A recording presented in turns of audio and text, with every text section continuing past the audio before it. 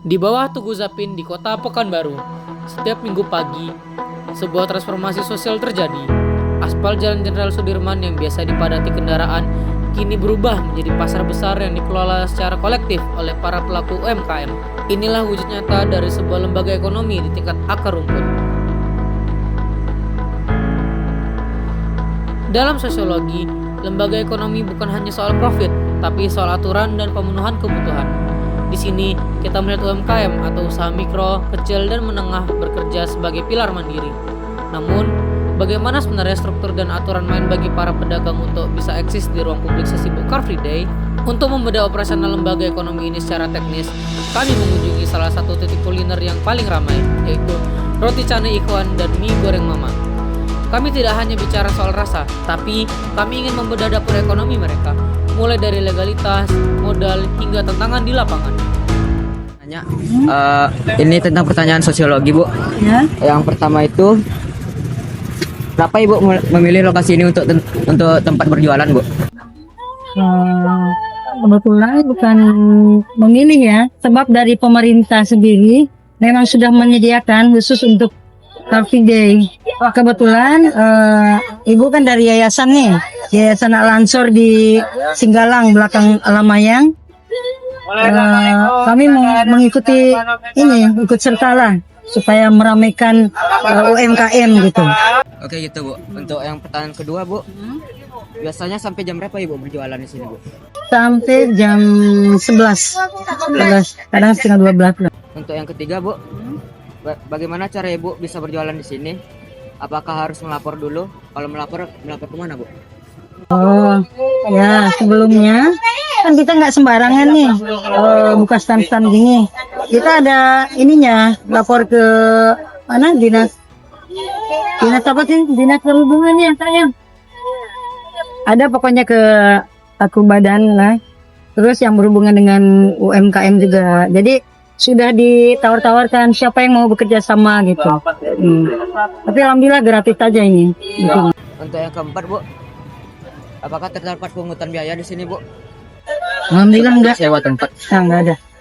Karena dari pemerintah memberikan peluang untuk yang usaha mikro ke bawah untuk berjualan. Untuk yang kelima, Bu, sehari khususnya hari Minggu dapat penghasilan berapa, Bu? Kalau satu stand ini kadang ada yang 1,5 juta, ada yang sampai 2,5 juta ada. Tapi kalau lagi musim hujan, itu secara lahiriahnya lah. Kami selalu membicarakan begitu. Kalau secara lahiriahnya hujan, kadang-kadang memang menurun. Jadi pengunjung itu berkurang kan.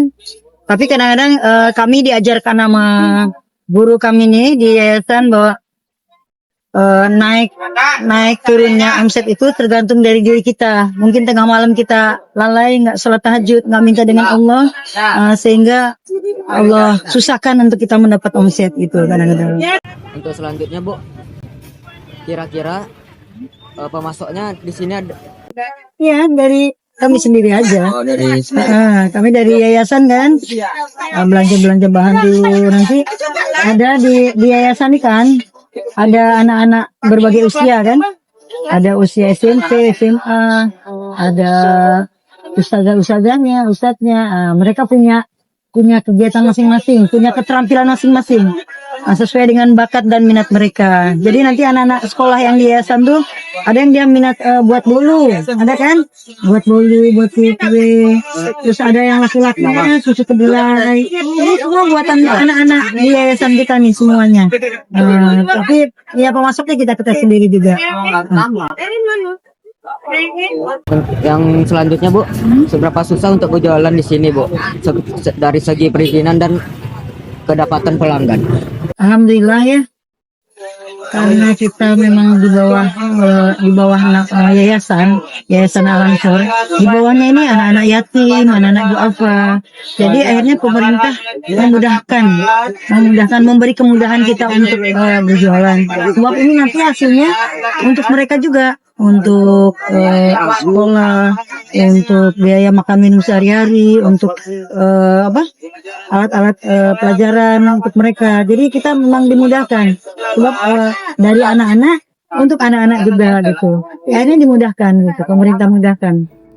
Satu temuan menarik dari hasil observasi kami adalah peran pemerintah dalam mendukung ekonomi lokal. Berbeda dengan pasar komersial pada umumnya, berjualan di Car Free Day Pekanbaru ternyata tidak dipungut biaya sewa alias gratis. Pemerintah hadir memfasilitasi para pelaku UMKM dengan tarif Rp0, yang artinya negara memberikan ruang bagi masyarakat untuk tumbuh tanpa beban biaya sewa tempat yang memberatkan. Kebijakan tarif Rp0 ini menjadi bukti sinergi antara lembaga pemerintah dan lembaga ekonomi masyarakat. Namun, meski tanpa biaya sewa, para pedagang seperti Roti Canai Ikhwan tetap harus memiliki manajemen modal dan operasional yang presisi agar usaha mereka tetap berkelanjutan di tengah persaingan yang ketat. Saat matahari mulai tinggi dan para pedagang mulai berkemas di bawah bayang-bayang ikon Pekanbaru, satu hal yang pasti, ekonomi adalah tentang manusia, aturan, dan dukungan kolektif. Dari Car Free Day Pekanbaru, untuk tugas sosiologi, kami kelompok G Bravo melaporkan.